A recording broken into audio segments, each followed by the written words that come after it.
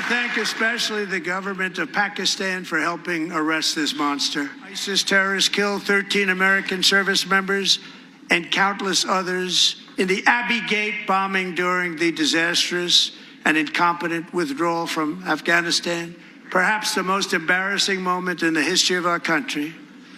Tonight, I am pleased to announce that we have just apprehended the top terrorist responsible for that atrocity, and he is right now on his way here to face the swift sword of American justice.